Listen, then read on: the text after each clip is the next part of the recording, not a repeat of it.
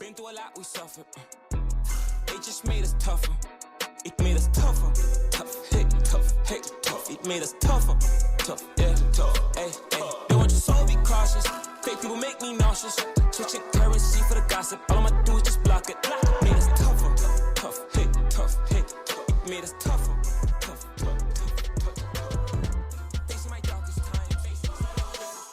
Nasikia mnatamba tinyi wakali na majournalisti wamegeuza nyindo habari na wacheki kwa luninga na wasikia redioni shika middle finger niggas mnachojisifia sikioni and I see nobody kama mevaa miwani ya giza sina bari hamna right ya kuniuliza bila Ferrari Bugatti na wakimbiza marapa mnasali kama meet na Black Jesus hii ndo brand ambayo haina nembo ya TBS zile skendo za machupi chupi billionaires dinga pamba za kwa zima zinawapa stress.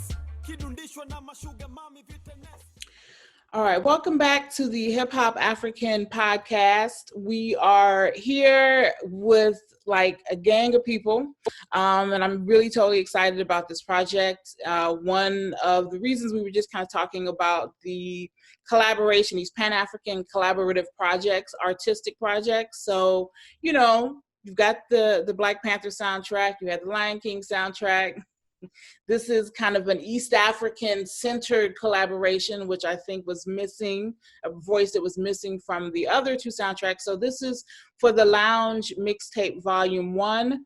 And we've interviewed several folks who were affiliated with the Lounge before, especially Fat Jen, and just kind of, you know, been really excited about the Lounge's history and kind of its trajectory. And now kind of this mixtape it seems to be a culmination of a lot of that work. And so the mixtape contains 10 tracks. We're going to have a link to that of artists from, you know, basically mostly from Tanzania, but it is, again, a Pan-African collaboration because there are artists that are not Tanzanian that were involved. And so what I want to do first, because I don't want to mess up anybody's name or anything like that, I just want folks to go around and just say a little bit, and just kind of for folks who are watching, if you're watching on YouTube, you know, most of the people well, everyone on the call is in East Africa or South Africa.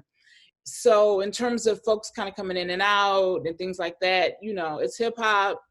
We have to, if you preface it that way, it's like, okay, chill, this is informal. You know, it's a cipher. Ciphers, anything happens. So, Fat Jen, can you start just kind of introduce yourself and a little bit about your, you know, role in this project? Sure. Thanks, Dada. So, hi, everyone. I'm Fat Jen. I am now here based in South Africa. I used to live in Tanzania for 5 years. I'm from New York, and I'm the executive producer of this Lounge Tanzania Mixtape. It's born out of a platform that we created 6 years ago in Tanzania called the Lounge Tanzania, formerly known as Lyricist Lounge. And so the project represents 17 tracks, which is a combination of some of the best artists that we've had on our stage over the past 6 years. So happy to be here. Thank you. Okay. Mike? Sorry, can you guys hear me well? Mm-hmm. All right, so I'm Mike Toretto. I am a rapper and otherwise creative. My day job is actually in advertising out here. What else? I performed once at the Lounge. They only had me on there once, but I kind of sucked. Don't want me back. But it was a good experience, and ran into Jen at the studio when I was recording a few things, and she really liked what she heard, and she asked me to be part of this, and I'm here. Glad to be here. And which track on the mixtape are you on? It's called Should I? I'm on there by myself. Okay. All right, thanks. Anthony? Yes, hi. My name is Anthony, aka FG Tony. I am a rapper / graphic designer, I'll say, because I help design like the parts with the audios on YouTube. So I help design, make those videos, and you can see my song called Zanzibar on the mixtape as well. Yeah. Okay, thanks. Max? Hello? Hey. You can hear me, right? Yeah, we can hear you. So, yeah, Mex Cortez, bilingual hip hop artist, uh, performed a lot of times at before it was called Lyricist Lounge, now it's called The Lounge. So, that was basically the platform that made who Mex was. Like everyone knew the name Mex from that stage. So for me, that's like my story starts there, you know. So that's kind of special for me to be on this lounge mixtape. Yeah. And you're on there. Which can you let folks know which tracks you're on? No Time for Trash and the one called Tougher, Lowski featuring me. Okay. Mike, what are you laughing at? Hey, I love that track, man. We ain't got time for trash. That's all. All right, Ronnie. Ronnie. Yeah, my name is Ronnie Charles, aka Ty Charles. That's the name that I go with as an artist. And the track that I'm on, the track that's on the mixtape for me is called Catching Feelings. It's very loosely hip hop, but I know a lot of the artists. I have a lot of hip hop tracks, but those are released tracks before. But this is something new that I was working on, unreleased yet, that would that fit in the mixtape. And I missed a lot of the lounge events, Lyricist Lounge events, because I was studying, I was abroad, I was working out of the city, but I was there for the first couple, and yeah, we're Lyricist Lounge family, or the Lounge family, and I'm glad to be here. Okay, Shamsa.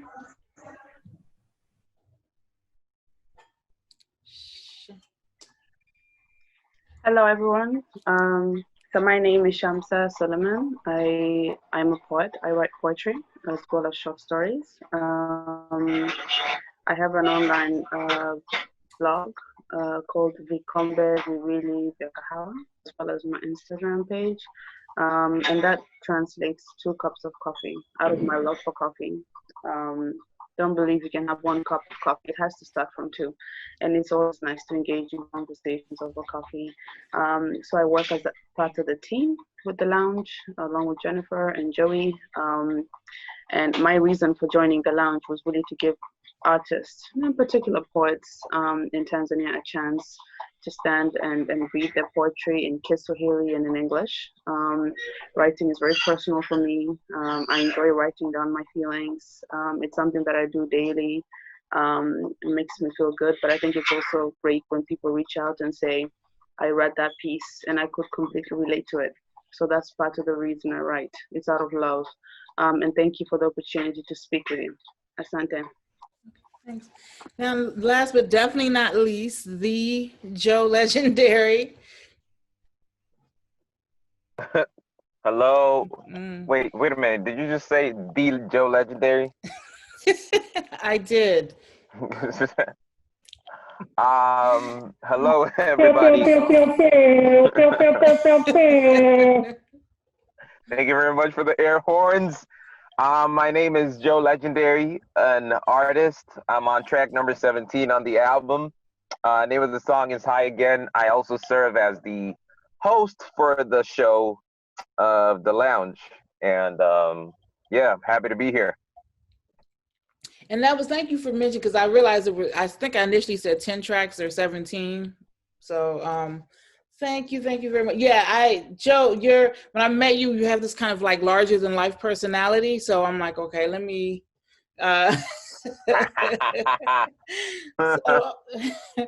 okay, so the project, again, it's an amazing project, diverse artists, diverse sounds. And so we know the project came about from the lounge, but in terms of how did things come together in terms of bringing together artists to do 17 tracks? I mean, that's a lot. That's not an EP. That's like a full length plus album. That's like an album and an EP. So how did this all kind of come about? And, what was the process like? And how long did it take? Sure, I'll start off and then I'll let others come in, like Max, who really helped out on this project. So it was probably at least, I think I had the idea at least 2 years ago, and I started like feeling people out. I started talking to some old school hip hop heads like Hashim Dogo and Lufu and Chetty and these guys, James Wamba, asking them what they thought, KBC as well. So it was a thought back then. And I also wanted to create something tangible that could be part of the legacy of the lounge, and to also just document the greatness that happens at the show. And with all these artists, I send out messages to a bunch of artists, right, who have been on the lounge. We've had like at least hundreds of artists come through the state over the past years. So I sent out messages to a bunch of them who I think are really great. And then, there was a mixed reaction. Some were like, oh, I'm working on another project right now. I'm not really available. I'm sick. There were some excuses. And then these ones who ended up on this being the 17 are the ones who really committed, stuck through, and came together to do it. And it was largely for me was a virtual project because I was doing it mostly from being back here in South Africa. And then I was relying on the artists and the guys in Tanzania to help me pull it together on the ground. So that's where people like Mex and Joe come in helping with this. So I will pass the mic over to Mex to give some of his perspective. Well, I also do some of like I can record someone. I can also sometimes mix a track and all that. So the actual producer who did this, Black Beats, I'm always there with him in the studio. So I learn a lot when it comes to like recording, getting the proper vocals and all that. So what actually happened was I just became the co-producer or something to help out with the recording if Black is not there. I think I took Mike Turtle's vocals for that album, the mixtape. So yeah, it really helped me learn more on recording and getting vocals done. But the master is the master, and Black Beats was just incredible with the beats and the mixing and everything. So yeah, it was a fun process. Yeah, and I would say I was trying to get Black to be on here too. Black has been amazing. So he's a great producer, Tanzanian producer, Black Beats. Black Beats in this is his like IG handle. And he produced most of the tracks on the album, and he's been pretty dope all along. And we did most of the tracks at Lufu's studio, 41 Records also. 41 Records, yeah. It was our in-kind partnership with Lufu, so that was pretty dope as well. All right, so in terms of representation, because I know that, like I said, most of the artists on the project were, are Tanzanian, but what was, in terms of, do you guys know the breakdown of the regional representation? And was there, because I'm definitely going to talk about language, because I think it's just really interesting in terms of looking at Swahili, English, and all that stuff. So one question, the regional breakdown, was there kind of, I think there was an artist from Zanzibar as well. And then were there any other languages used other than English and Swahili?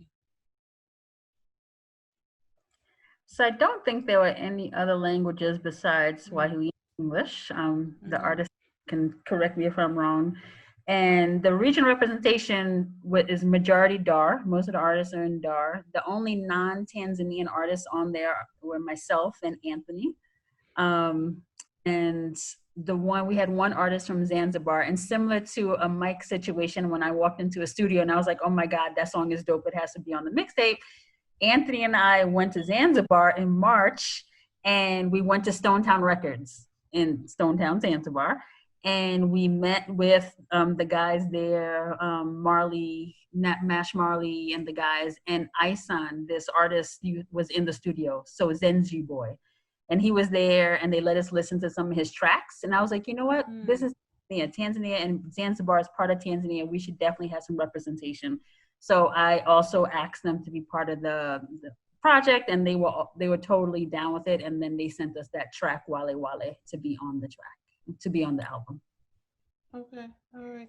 So then let me ask, for folks who may not be familiar with, hip hop, rap, R&B in Tanzania, how do you think that this project represents kind of, or do you think it really represents hip hop culture, pop music poetry, spoken word, R&B in Tanzania? Like, do you feel like this project is a good representation of that? Or were artists not even really kind of going into it with that intention? Like, where does this project fit in terms of the broader scheme of kind of representing Tanzania internationally?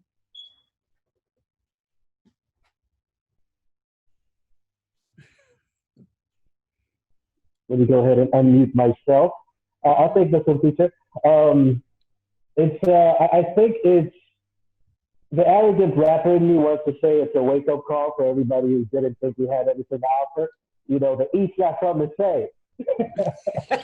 That's my arrogant rapper-ish right there. You know, the East got something to say. On the other hand, it's also showing, we're also trying to put a focus as a country. They're trying to put a focus on like national tourism, as in nationals in here going to other places. In a way, this is part of that, but with music, because they're like, hey, we're here.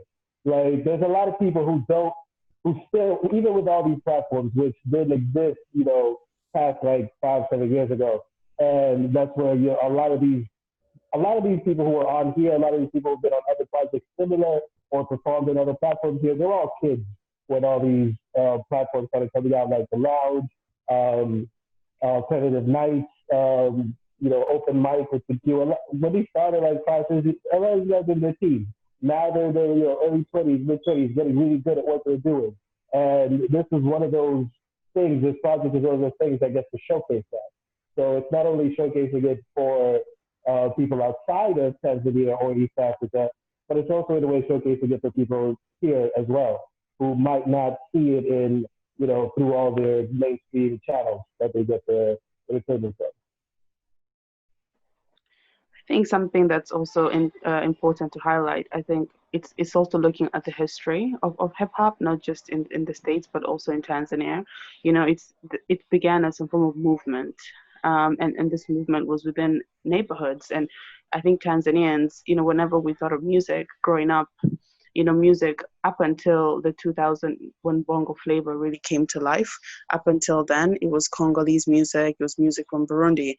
But then you walked around neighborhoods where you heard young males and females, rapping, reciting poetry, which is a huge part of Tanzanian culture, in the coastal areas. So, for example, in Zanzibar and even on the East African lines of Mombasa, you had the Adam Shafis, you had the Shaban Roberts, who were poets back in the 1960s. So we've had poets, we've had hip hop artists around, but I feel like albums like this bring the artists to life, but they also bring the movements to life. They let people know that these things have been around. With the Lounge, everything that happens at the Lounge is something that the artist herself or himself wrote and produced. So it's very raw, organic lyrics by the artist themselves. And I think that's so important. And I think that's something that has stayed true of hip hop and poetry, in that it's always been really original and it speaks from personal experiences. So I think that's something that's been a highlight of this album. And I think it's important that that's highlighted and told, and that, people listen to it and hear the voices of Tanzania. Thank you for bringing that up, the poetry, because a lot of people don't know how important poetry has been in Tanzania, like how deep-rooted it is. And Swahili poetry, even fluent Swahili speakers sometimes struggle to really translate like I know the first president of Tanzania, Julius Nyerere, was a fan of poetry and really kind of promoted Swahili poetry. So I definitely, thank you for bringing that up. I think also the message, in terms of what Mike was saying, in terms of the message also to the industry, because I know since kind of Bongo Flava became this machine, it has been what's promoted. It's what's pushed. It's what you hear on the radios. And so the youth or anybody, to really kind of hear something else, you have to go and find it because it's not prominent. And so do you also feel like this project, does also send a message to the industry that, hey, music other than bongo flavor is marketable, has an international audience, and so forth?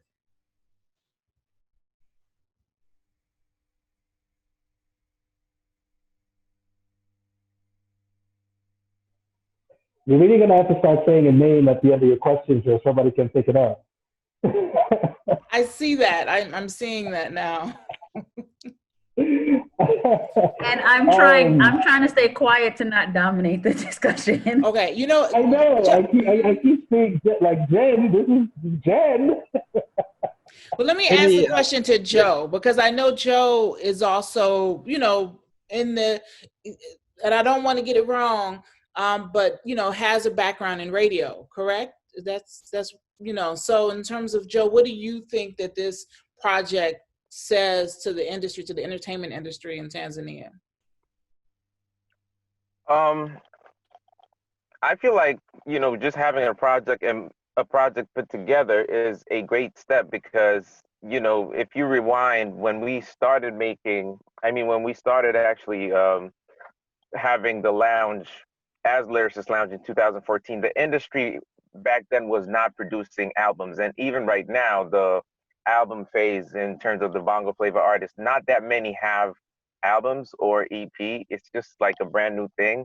So having this, having actually a platform put together, artists together and form a project is a great step and a great stride, because music, the way, you know, most of the artists that appear on the lounge, most of the people at first were not taking us as serious artists.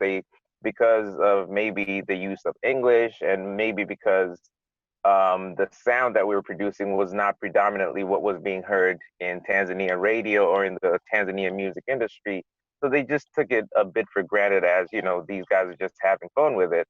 But, you know, having an album put together, having some of the artists elevate their careers. We've seen, like, you know, Mex has been featured in some international, like Cassidy's mixtape.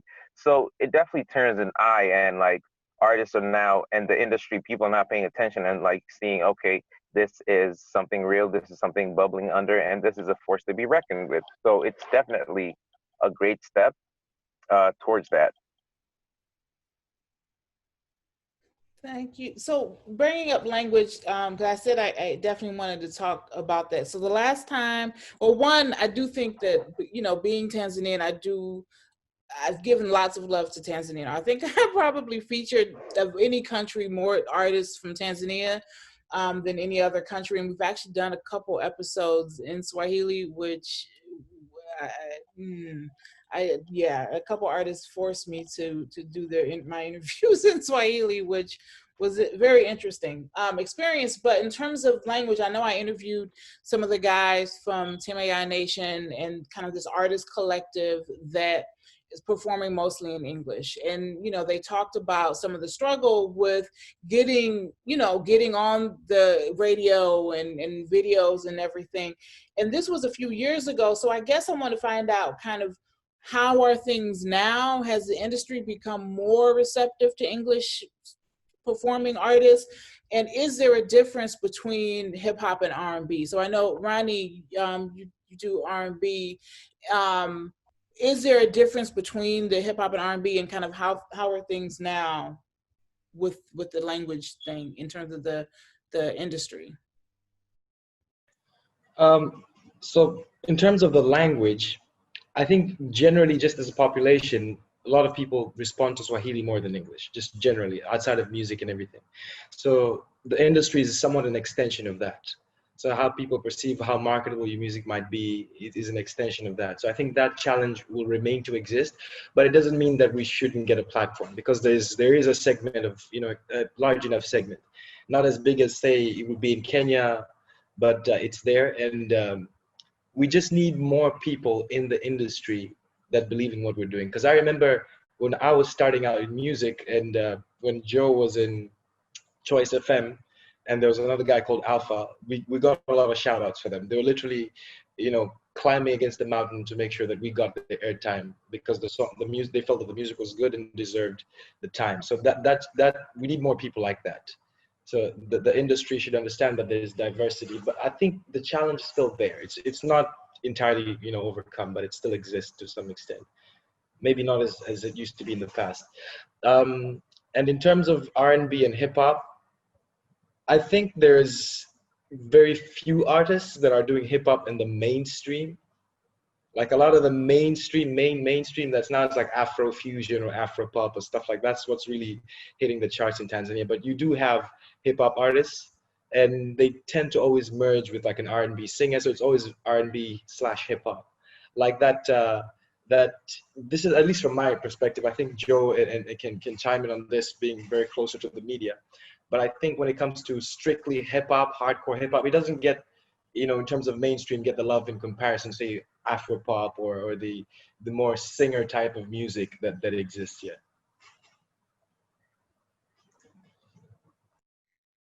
Yeah, if I could add on to the language bit. Oh, my bad, Joe. Go ahead, Joe. I talk too much.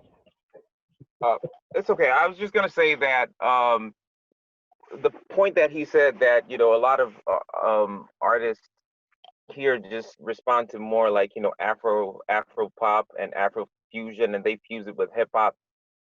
It's more of a global thing. Even the way, you know, the American hip hop sounds right now, it's more poppy. And when you have, you know, pop music will, I feel like, will always be much more popular, and hip hop is at that point. But if you just try to make a comparison to how it sounds right now compared to how it used to sound, you know, back in the days, even in the United States, it was much more gritty, much more lyrical, while people pay much more attention to, you know, the sonics these days. And the truth is, sometimes, like, less words in a general in just to put it in a general aspect, less words just make the song sell more. So it is what it is, for right now. But hip hop artists definitely have a chance, you know, to work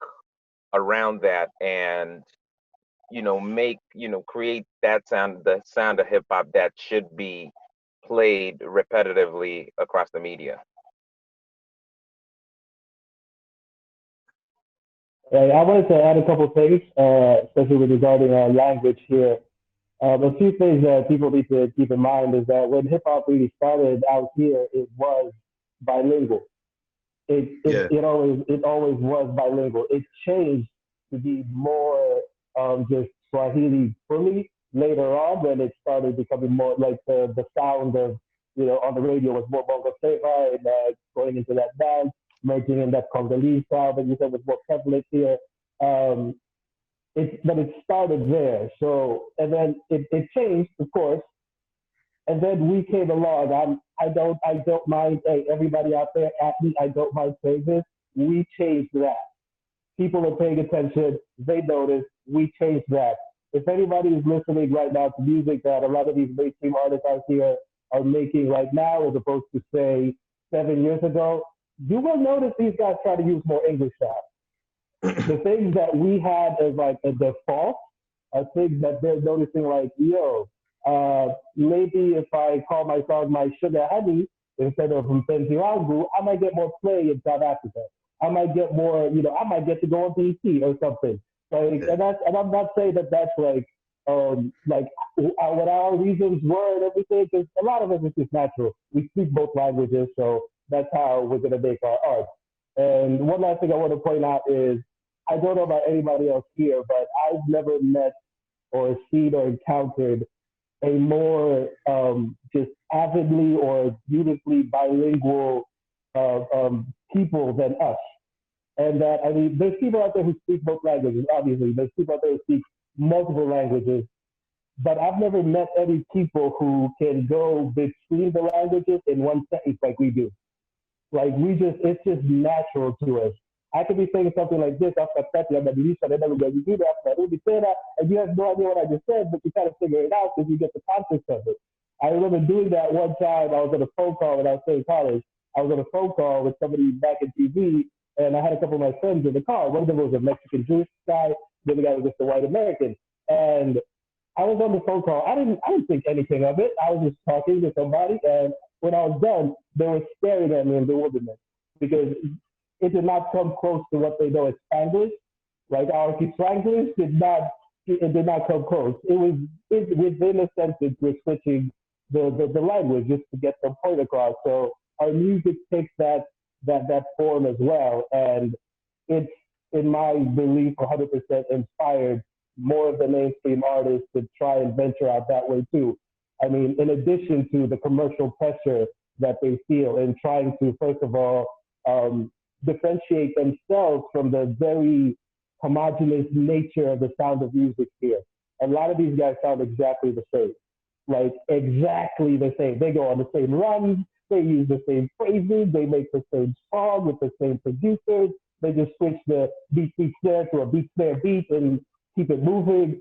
Now they have to try and figure out new ways to make themselves more viable as a commercial product. Is this is their livelihood, and they have to figure out, okay, if I'm not getting as many shows here, maybe I can get more of an international feel to my music and a little more of this and that, and just go into it. So the aspect of using English in the music, it was there in the beginning. It kind of went away, but now it's coming back, especially with the influence of the international influence, whether it be people like us who went to international schools or people like the artists themselves trying to sell their music internationally in foreign markets.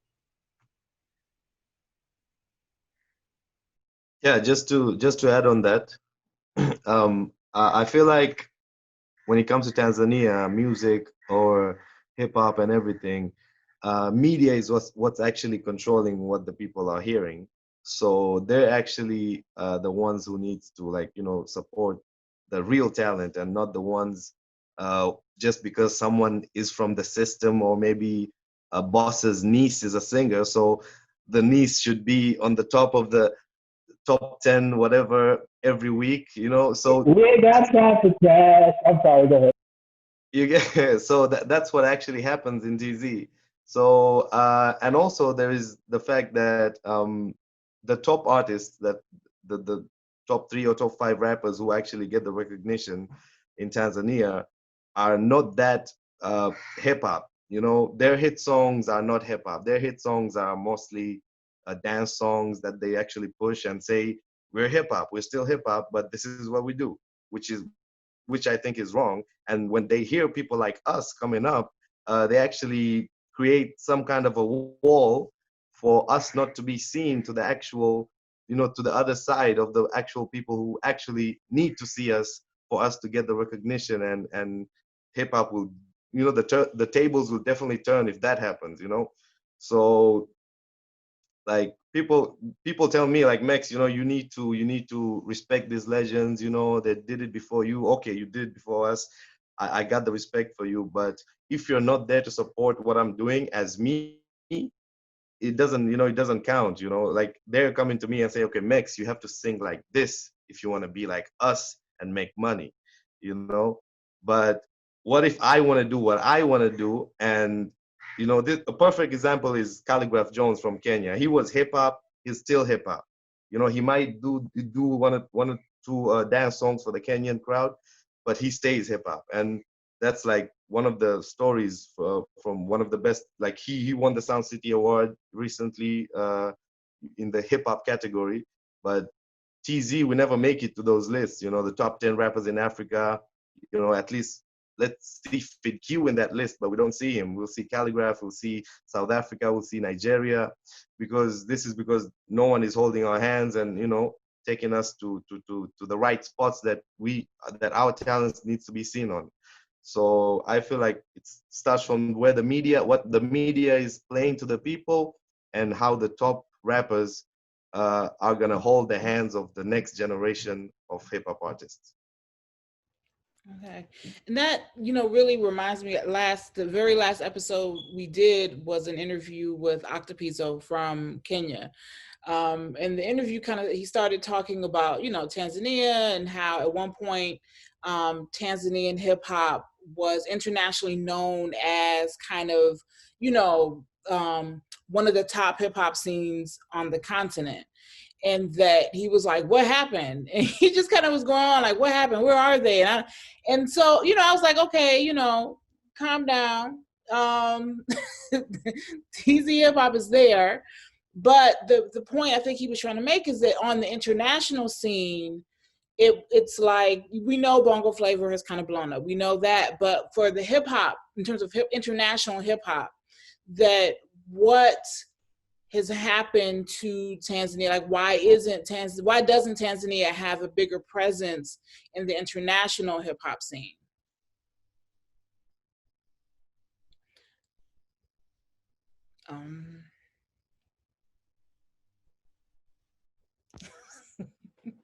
Go ahead, next. I think, yeah. Can I go? So recently I got the chance to be on Cassidy's mixtape called Who Got Bars.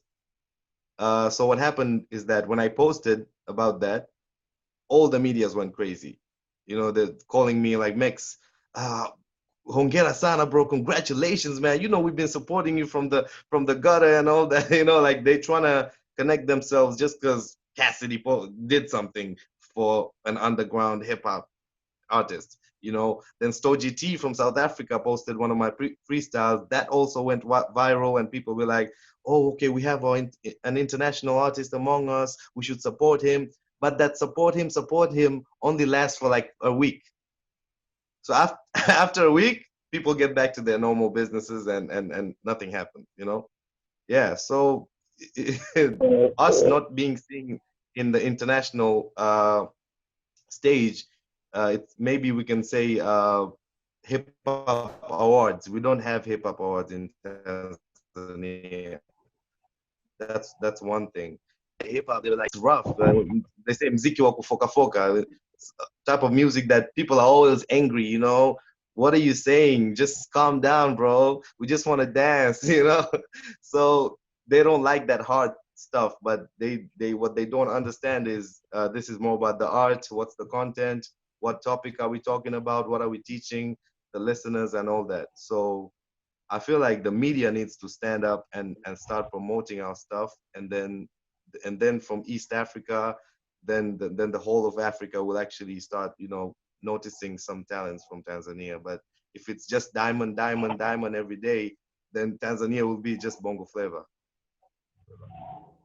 And I just had like a experience of deja vu right now. I feel like we've had this conversation already, which is weird. There's a little glitch in the matrix going on. I just wanted to point out, in addition to what Mex just said with his example with the Cassidy tape, something else happened a little while ago with Loki, and I wish he was here so he could talk about it himself.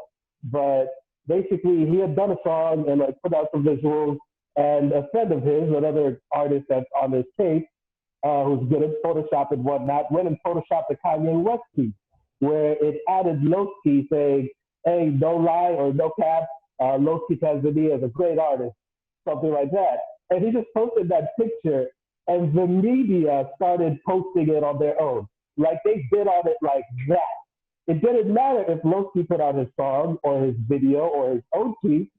They put out a troll, basically. Kanye West likes this, and radio stations and everybody picked it up. They were all posting it on their own timelines and everything. And I don't think they did that like maliciously or anything like that.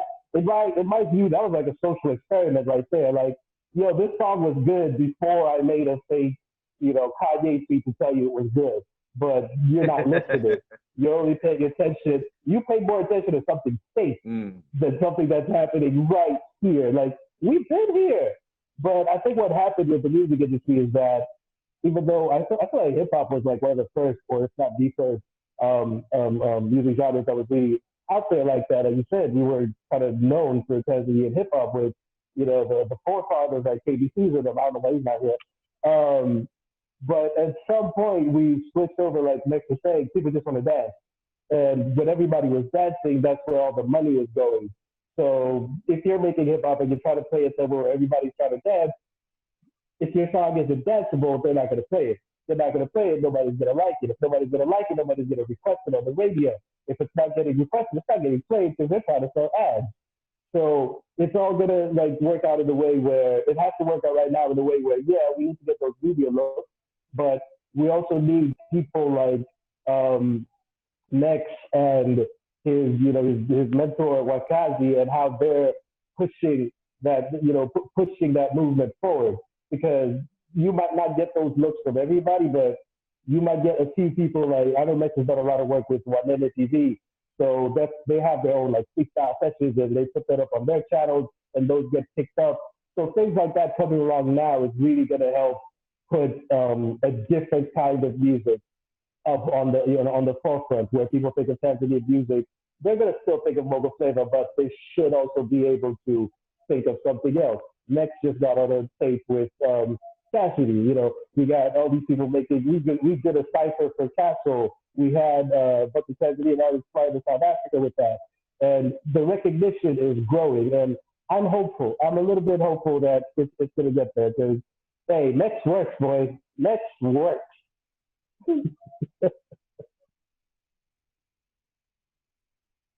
Joe, did you have something to? Basically, I feel like Mike said what I wanted to say. Is to answer Octopiza's question that, at some point, Tanzanian hip hop was there because that's what we were producing. Like, that's what the Professor J's, the Mr. Twos, back in the day, that was Bongo Flava. It was hip hop. Bongo Records and MJ Records were the two major recording studios / labels out here, and they were predominantly hip hop. So Tanzania dominating the scene, the music scene in East Africa, even back in the day, the biggest artists were hip hop acts. And so it was only natural that Tanzanian hip hop was there. But not to throw shade or anything, but even Octopiz was saying that even in Kenya, apart from Calligraph, I wouldn't say there's another huge Kenyan hip hop act like that. Of course, for us to know, we know Octopizzo and the rest, but Sauti Sol is wreaking havoc in Kenya, and they're not hip hop. So, it still is a struggle, but there's definitely a chance for hip hop to get back over to the top, because it's not like Tanzanians hate hip hop. We go out in clubs and we see how when American hip hop joins, all these girls that we claim always want to dance, of course they want to dance. They love the Niger music, but they be rapping to Young and May's Ooh from top to bottom. They be going on Drake joints from top to bottom. And, it's a perception that the media, the people who are making money out of it, some of the people who've chosen to believe it just believe that, hip hop is not all that. Even back in the day, if y'all remember, Madi, a prominent Bongo Flava / hip hop artist, put out a song that says hip hop doesn't sell, which is really not true. Like, it's really not true. So in terms of in his experience, it might be true. His experience, that might be true, man. In his experience, that might be true. And I think part of that also, we also need to not just spread all the blame away. We should also take some of that as artists. I mean, not us, but a lot of the hip hop artists who failed to, in a way, make that, change with the time. Because, you're talking about, if you look at hip hop globally, not every hip hop artist is putting out, B-side tracks on an album. You know what I'm saying? Like, I don't mean, like, the whole album is some introspective stuff that you really got to listen to and whatnot. Well, when you go to the club, nobody's going to play that. That's why artists have some of those records in there too. So, Drake is going to give you something where you're not going to play that at the club. Well, you probably will because it's Drake. But then he'll give you something that you can dance to. That way his name is always in your mind. When his project comes through, he's not giving you 10 dance tracks, but you're going to go to it because of that one that's going to be in the club. Now, I feel like a lot of our artists, a lot of our hip-hop artists who weren't there and were prominent at that time when Tanzanian hip-hop was highly regarded, and then we've seen some of these guys' careers not be on the same level because of the shift in the music industry and how the kind of music that's consumed out here. They, in a way, failed to make that shift quick enough. I mean, the best shift a lot of these guys made was into politics. Actually, if you think about it, a lot of them shifted into politics way better than they shifted into making music that would be, keep them commercially viable, so that they can keep doing that hip hop that they really love, truly, as opposed to just the dance music that they might not find as being substantial. And so in terms of though collaborations with outside artists, so we know like Mex did the collaboration with Cassidy, and we know that clearly that's not kind of something that happens a lot. So in terms of our Tanzanian artists that do collaborations, which countries are they most likely to do collaborations with? Is it other countries in East Africa, or from where are most of these collaborations happening? I would say Nigeria, Kenya, Uganda, Congo, East Africa, and Nigeria. Of course, because Nigeria is it's number one, musically in Africa, at least according to what we see in the popularity. So, but here and there, the bigger artists do collaborate with some international artists, the bigger bongo flavor artists. So, yeah, we do get some of those. But what about in terms of the hip hop artists? Do you see there being collaborations, say, between Tanzanian and Kenyan artists, or Tanzanian and, I don't know, Ugandan or South African? I think it's really up to us to like reach out, Mm-hmm. to like, I like on August 11th, there's a track dropping by me and a Ghana artist. He's like after Sarkodie, he's like the beast when it comes to rapping. And what I basically did was just DM him and say, listen, I like your work. I would like to do a collabo with you. And he was like, listen, I also checked your stuff and it's dope. Let's work. So just from there, we just got a track done. So I feel like sometimes we just got to reach out, Can you name the artist? Lyrical Joe. Okay. Yeah, from So Ghana. that's coming out soon? On my birthday, August 11th. Okay. Yeah. So who would, just in terms of looking, who are some of the artists that, if you all, everybody has kind of their dream list of artists that they would love to collaborate with, but I'm interested in finding who are the artists that you would like to collaborate with that are on the continent, but then also that are outside of the continent? Maybe Anthony, you can start off since you've been so quiet. Okay. Probably from on the continent, either like out of like three, it's like Nasty C, Casper, New Vest, or AKA, just one of those. I feel like it would be a nice track to do with them. And off the continent, anyone, probably like talking about like Drake, even like Lil Baby or one of these guys, one of these younger guys that have been doing really great so far. So yeah.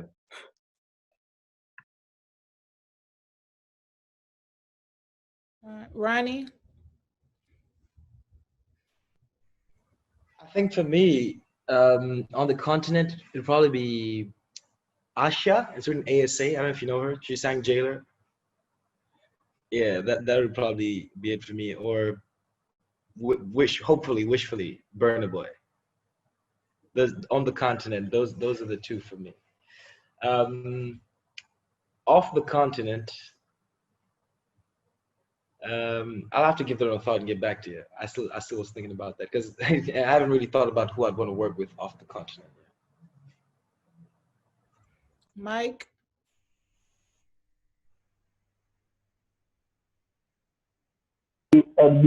Yeah, man, Tony's so young. He said, "Little baby." All these people out here, he said, "Little baby." No shade, little baby shade. I want a whole verse. I'm not getting a whole verse, but I could dream. I want a whole verse. I've gotten several in my dreams. That sounds weird. I'm not dreaming about Jay-Z. On the continent, though, I don't know, man. I feel like it would be great if I'm not even thinking of like myself individually, but it would be great if we could have something similar to that cipher situation that we had recently, where it was almost like, hey, defend your whole court kind of situation, like, planting our flags, we here kind of situation. I wish we could have more of that with the competition, but also collaboration across. So we could have an African cipher with a Calligraph Jones, and my Omega, aka, whoever you're going to pick from any of these places, being part of something like that would be great. So I can't even be like, hey, this one person, like, nah, man. Although I'll give a shout out to somebody who's actually works with a friend of mine, but Steph Capella in Kenya. Every time I hear this guy come on a track, it's just dope. He's an artist in Kenya, Steph Capella. He's great. Like, I love listening to his tracks. He just sounds really good on those things. And just part of it is just how he sounds, and that you hear the language, the twang, how they speak of that coming through in his vocals and his lyrics. It's just, I don't know, it's just really refreshing to listen to. But I want to hold this. Max? In Africa, definitely Calligraph Jones, Sarkodie, MI, Onassi C, and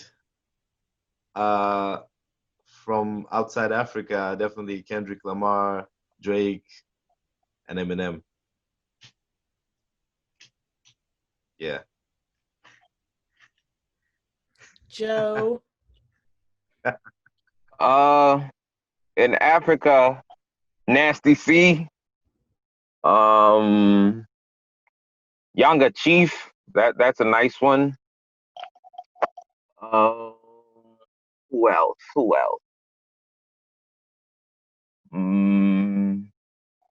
Well, I can think outside Africa.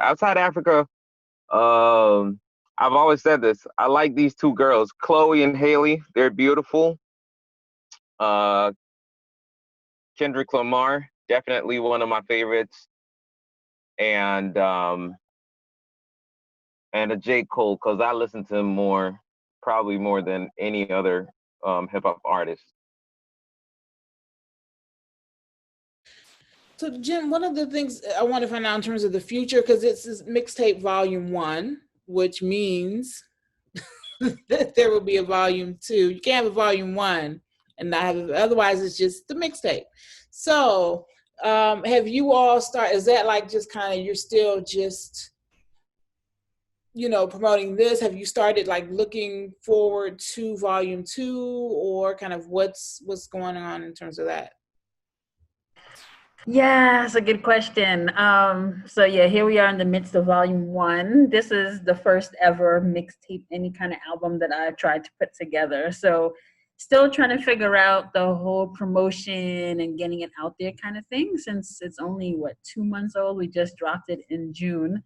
So still trying to get through that. And so I don't know when, but definitely volume 2 will be coming. We even have some artists who are on the waiting list because they came in too late when they were like, oh, wait, no, we want to be on this. And it was too late. So I have like 4 or 5 artists who want to be on volume 2 already. So I definitely see it happening. I just don't know when. It might be too ambitious to say next year. I don't know if it should be an annual thing or what. So we'll see, but definitely have thoughts of doing another one, getting, using the lessons learned from this release. This year, part of the challenge was COVID, because we definitely wanted to do like a in-person physical release, the whole 9, kind of thing. But then COVID came and like shut things down for so long that we just said, forget it, let's just release it, because it's just waiting. So we're trying to do this online virtual release. So we'll see how it goes. Now, is there, plans to, or are you all open to, in terms of this collaboration thing, having it be broader than just kind of having Tanzanian artists? Have you thought about like inviting or, allowing artists from other countries to kind of submit their stuff for consideration? Or is it just Tanzanian artists right now? That's a good thought. I'll let others jump in. I hadn't thought about that.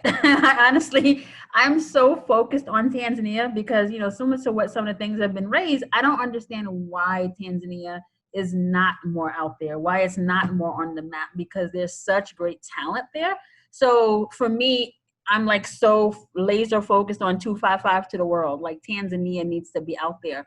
So I hadn't thought about broadening it up, but given like what we're all saying, maybe collaborations with others or having others on here would amplify it some more and give it some more like publicity out there. What do y'all think, fellas?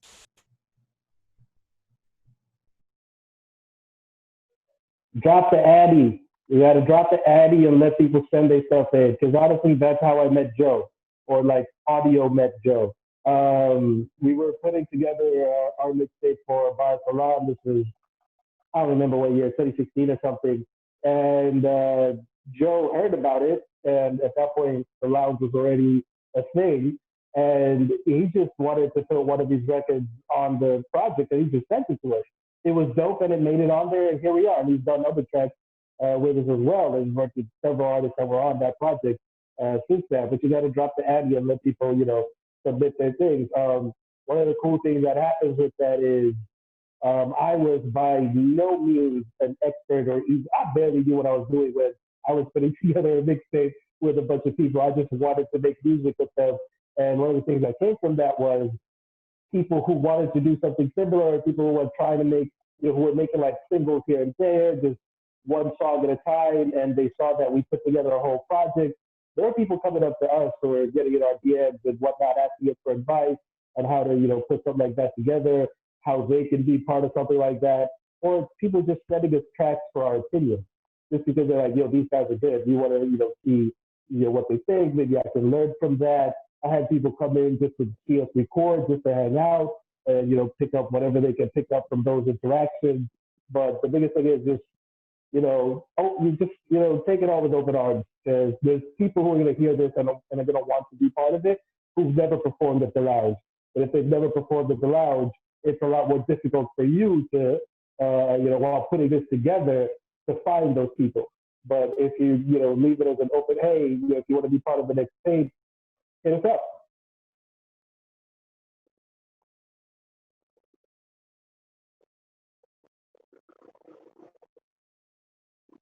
Anyone else? Thoughts on kind of collaborating with other non-Tanzanian artists for the next volume? So actually, I think we already have a non-Tanzanian artist on my song. There's a girl that is from Malaysia that's currently signed with Def Jam Southeast Asia, and the one that sang with me in the chorus, she's from Brunei. So we have two Southeast Asians on the mixtape. But I'm the one who brought in the song. It's not like that we have people from Asia with the original music or leading this individual songs. Yeah. But I think definitely collaboration, is something that we can only benefit from. So I think it's something that we should definitely have.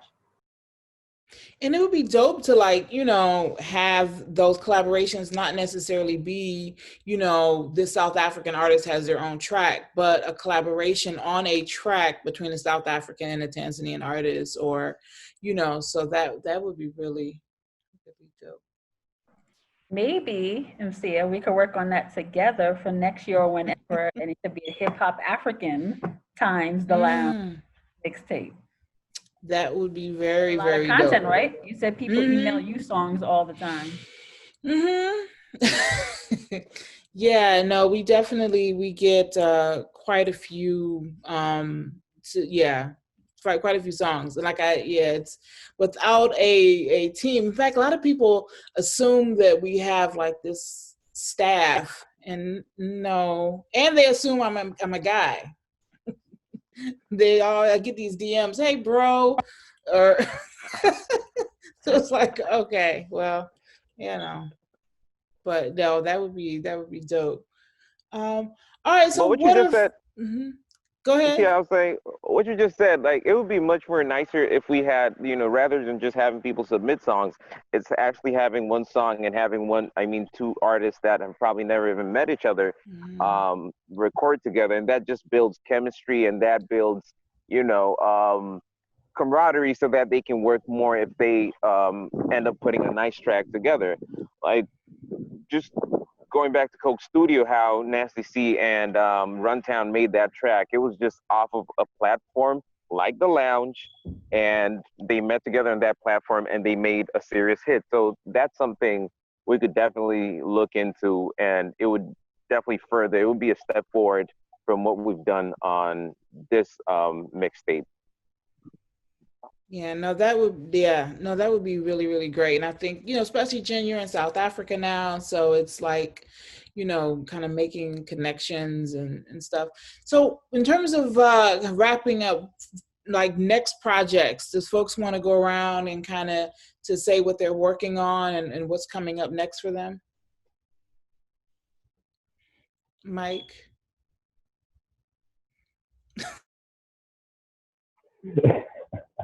All right, what I'm working on. Oh man, right now I'm working on keeping my mental health afloat while I deal with going to work in a pandemic.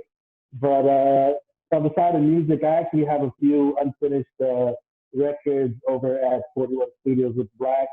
I've been kind of flaky, so I need to go back and get that done. It's more music along the lines of the song that's on this project. But for everything else, hey man, just follow me on the socials, man. Mike Toretto on everything. You'll figure it out. Ronnie? So I think I'm on the same track as Mike Toretto. Really, I've got quite a few of unfinished projects that I'm working on. Few collaborations with people that I few people that are in the mixtape. That I met. I didn't meet through the lounge, but yeah, we're collaborating on that. And yeah, just trying to keep sane in a pandemic and going to work. So yeah. Max? I have an album coming out called The Monsoon Winds. It's gonna drop before the year ends, and I have most of the TYN and Bar Salam artists, bilingual and non-bilingual artists, are in the album. So yeah, that's what I'm focusing on right now. Joe? And the single that will drop on August 11th. Yeah. Okay. That thing like the detox. I've been hearing about Monsoon Winds since last year. But that's how you create the hype, bro. Good. I got a song coming out, I think at the end of this month or early September. Anthony? Next Lounge show. Hello. Joe. Oh yeah, the next lounge. When is the next lounge show? Having one in the next 6 days. And when? In the next 6 days, August 15th. Wow. Okay. Max will be there to make a cameo.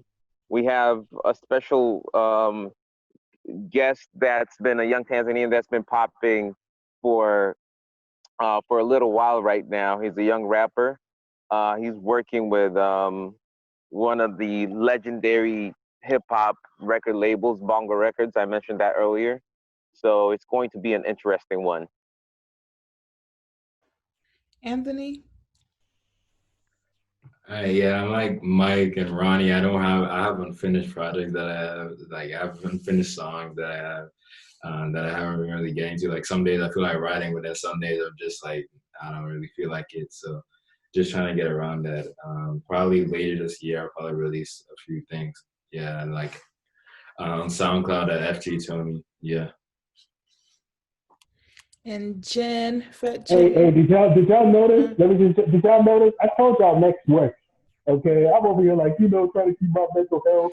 Ronnie over here, y'all like, hey man, I can't take a nap in this pandemic. Next is like, I got a single on my birthday. I got an album. I'm going on tour. I'm about to perform underwater. God dang, man. God bless you and your hustle, bro. God bless you. Max definitely needs the award for the hardest working artist, He's like nonstop. So what I'm working on now, so this evening, Max should have mentioned that we are part of this thing called the Global Summit Impact Games. And I got connected to this movement through my friend Renee over at the Hip Hop Loves Foundation. And so they're doing this 20-hour global concert that started earlier this morning in Japan and is running till like tomorrow night Japan time. So tonight at 10 p.m. East Africa time, we will start the Africa session.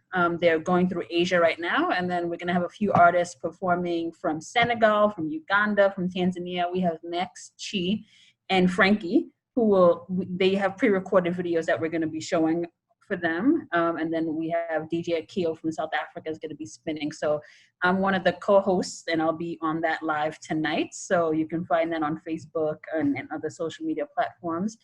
I'm also now working with you, Msia, on this Word, Beats, and Life journal.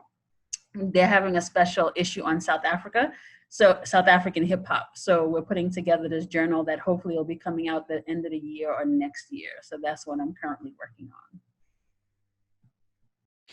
Thank you. And I want to actually put another plug in. I mentioned the African Hip Hop Archive that we're trying to, I'm not going to say trying, we're launching at Howard University. So I will be in touch with creatives, because I know a lot of you have content, especially digital content, that we definitely want to make sure Tanzania has some strong representation in this archive, because the history of hip hop in Tanzania it's so deep and strong.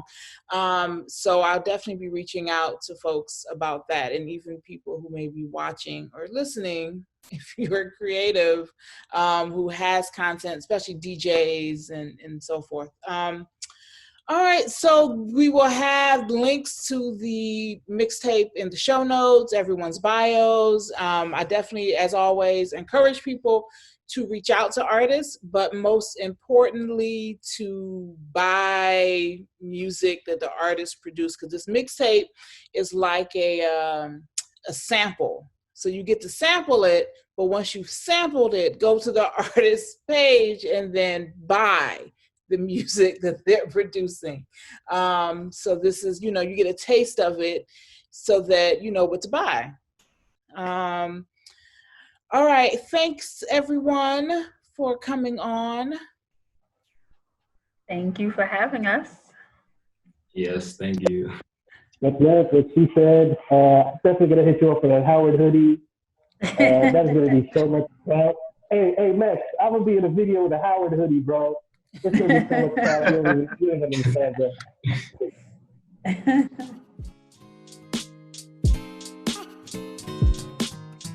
I got this wish. Yeah, listen, yeah. I wish every place I drop a bar of flower grows with the smell of hope to empower those rappers dreaming to be the next big thing with a lot of O's. About switching for the industry, only a coward knows. You got content and you choosing to rapping, but you're still small, so no interview's gonna happen. They're gonna ignore you, cause the truth for the masses is when you make it big out there, they're gonna claim you faster than you can imagine. Yeah, music is madness. We got the keys, but y'all refusing to have it. Gotta find